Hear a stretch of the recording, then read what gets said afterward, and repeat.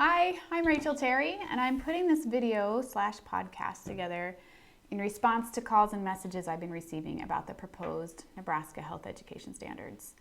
So in this video, I'm going to do three things.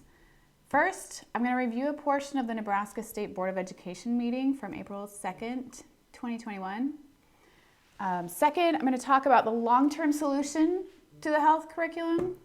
So in other words, a statewide solution. And then three, I'm going to talk about the short-term solution. That is specific for your family, something that you can do now. So first, the State Board of Education meeting on April 2nd was over 6.5 hours long. So clearly, many parents and citizens have strong feelings about the proposed health curriculum. Let's start by listening to a couple of clips from the meeting. The first person, I believe, is board member Deborah Neary, and the second one is Maureen Nichols. Let's have a listen. You know, it came down to, what is your view of education? Like, do you feel like education should be based on values, or should it be based on, evidence and facts and research? And if it is supposed to be based on values, what religion should it be based on? Or do you believe that our country was founded on freedom for all religions? Or do you believe our country was founded on Christianity? And these are the questions that I kept hearing over and over again, and what the beliefs were that people were talking about.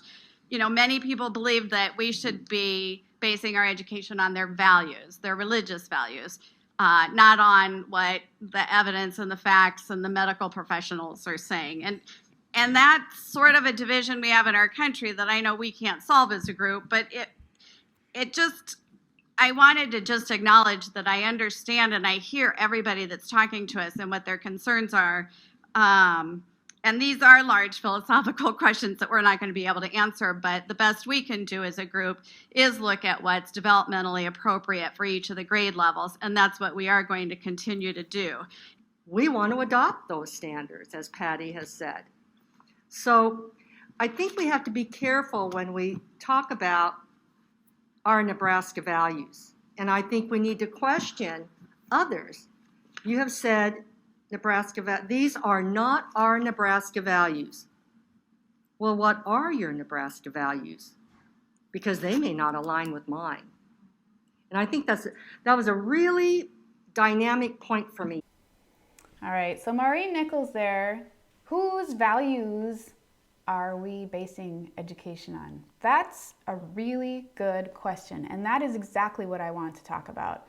And going back to Deborah Neary, she's the first one who spoke, so I'm paraphrasing here, but one of her questions was basically, do you feel like education should be based on values or on evidence, facts, and research? Now, this is a really strange dichotomy she's trying to set up here. Now, of course, education should be based on evidence and facts. And values are inescapable. What are values? They're simply the things that you value. Every person and every culture has values because everyone has some principles that they prioritize over other principles. Your values are just the things that you hold in high regard. And everyone has them, including Deborah Neary. She also keeps conflating religion with values, which, frankly, it doesn't really make much sense. But as far as prioritizing some principles over others, some parents value the idea and really believe that all people are children of God and therefore are deserving of respect and kindness. And they want to impart this value to their children because they want their children to see everyone as having infinite worth. And they might feel uncomfortable putting their kids in the care of people who don't hold that value. They might feel that many people involved with their child's school don't care about this principle. And in fact, from Neary's statement, it seems that this isn't a value that she holds dear.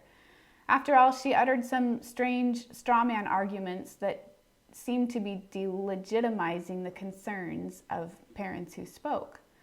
And to be fair to her, a monopoly system cultivates that kind of behavior.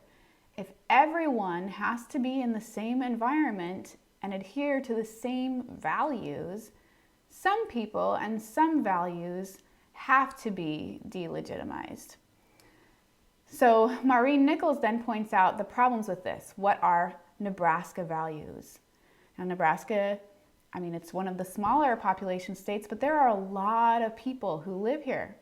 So we live in a democratic society, not a totalitarian or authoritarian one.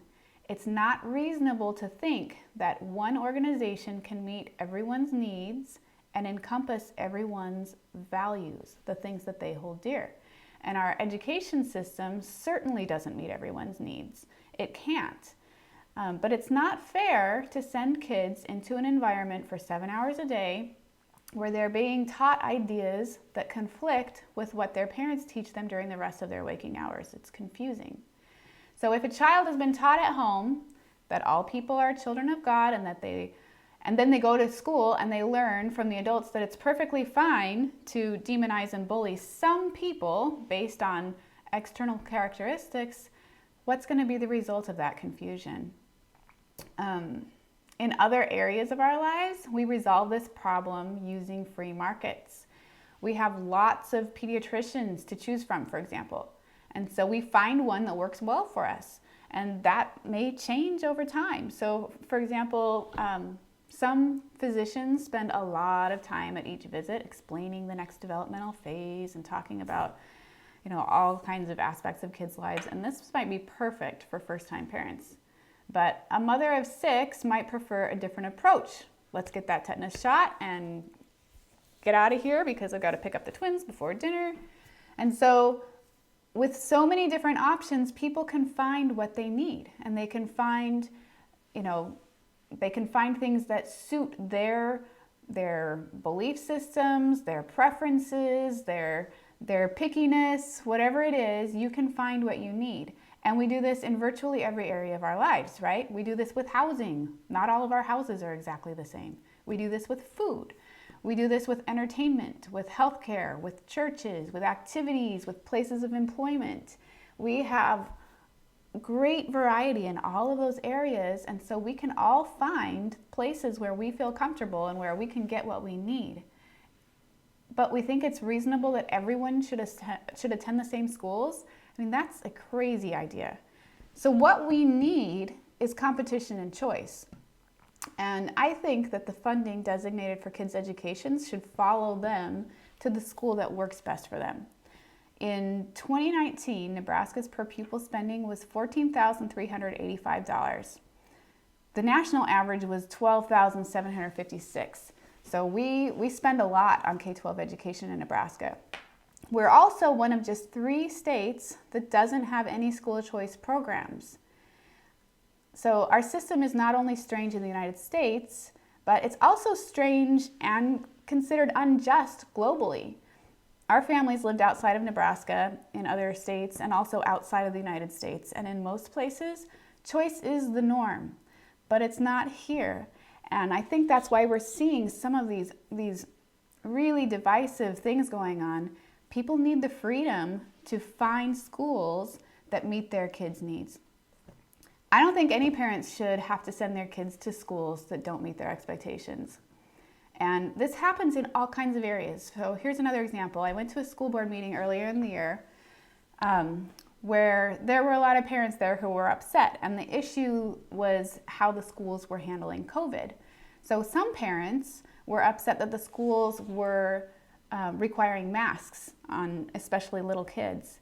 And then some parents were upset that the schools weren't doing more, especially in terms of things like contact tracing. So these are parents with very different ideas. This is a completely different topic than the health curriculum, but it shows again how parents have different ideas about the environment where their kid is going to be spending all day long. And it's only reasonable that parents should be able to put their children in schools that meet their expectations. So now, the long-term solution, this is number 2. The long-term solution is that we need to have options. We need to have more choices here in Nebraska. And right now, there is a school choice bill in the legislature. LB 364, Opportunity Scholarships, has been voted out of committee. It's going to go up for a vote. I don't know when, but probably within the next several weeks. If it passes, we in Nebraska will finally join the rest of the country in having some school choice options. And this will pave the way for low and middle income families to enjoy the privileges that wealthy Nebraskans have always had. It's always interesting if you look at a lot of the people who really run things in Nebraska, a lot of their children go to private school, and yet they'll stand up and talk about public school is the best.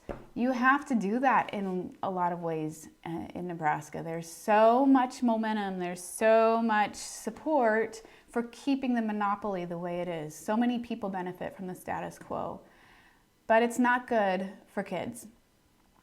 So LB 364, Opportunity Scholarships, what this is, it's a tax credit scholarship. So how it would work is individuals and businesses could donate some of their own money to a scholarship fund, and that money would be used to send low-income kids to a private school of their parents' choice.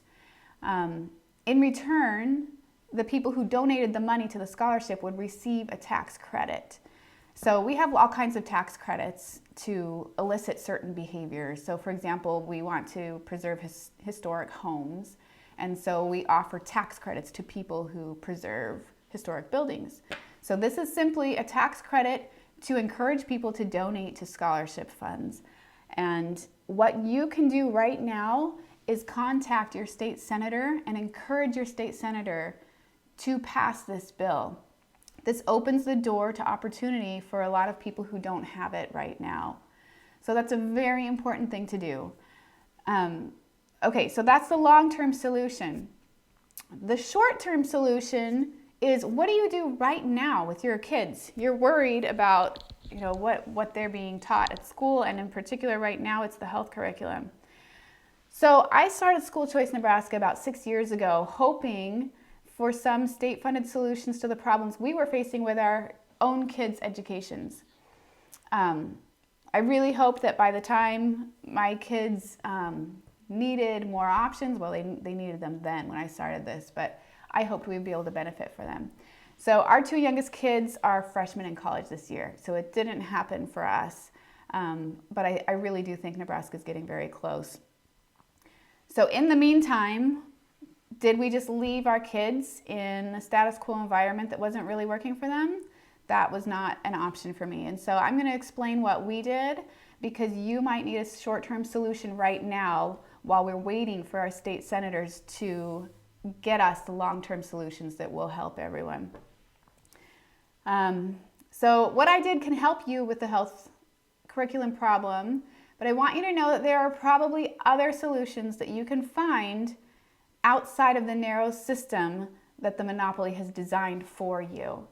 And working with other parents, exploring options within the laws, those are things that will help you find the options. But here's what we did.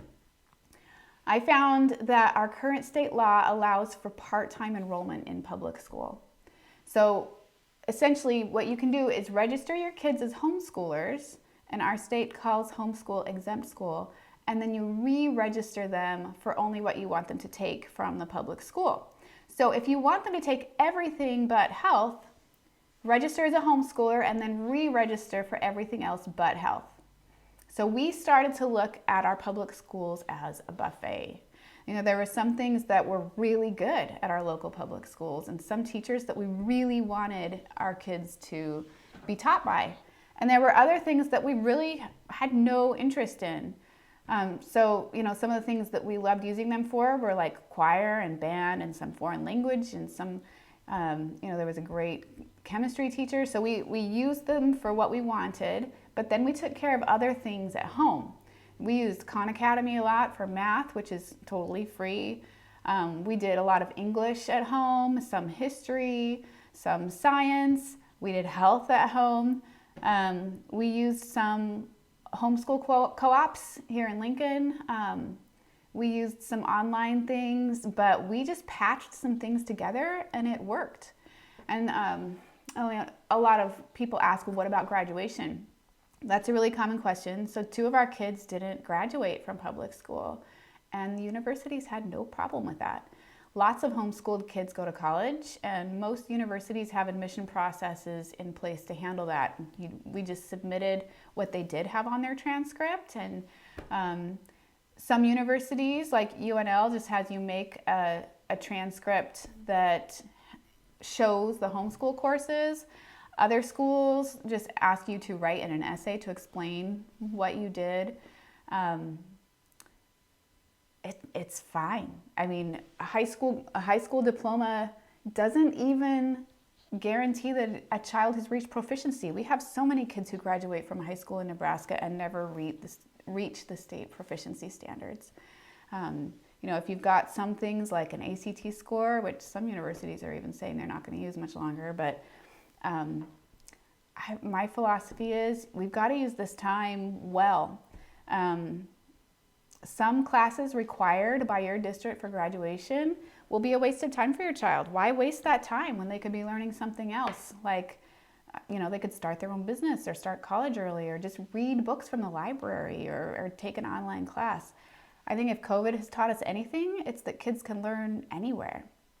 So those are the three things. So the first, right now we have this issue of the health curriculum, but these things come up all the time. I told you about the mask controversies, but these things come up because we're not all the same. We don't value the same things, and that's fine because this is a democratic society. So parents, you've got to take charge. You've got to take charge both of the short term and the long term. So think about what your child needs now and what you can do to get them that. You're the only one looking out for your child. The monopoly is protecting itself. You have to protect your child. And we have to look to the long term. We've got to get school choice legislation passed, and you are the ones who can help that happen. You've got to talk to your state senators and say, enough's enough. We need options in education just like we have options everywhere else. We don't have a monopoly system in universities. Why is that? For some reason, when you go from 12th grade to college freshman, all of a sudden it's fine to have lots of choices. It should always be fine. It should be fine from the very beginning, and it is fine. So you take control. You can do this. If you have any questions, you can reach out to me on the School Choice Nebraska Facebook page, and you can do this. You've got this, parents.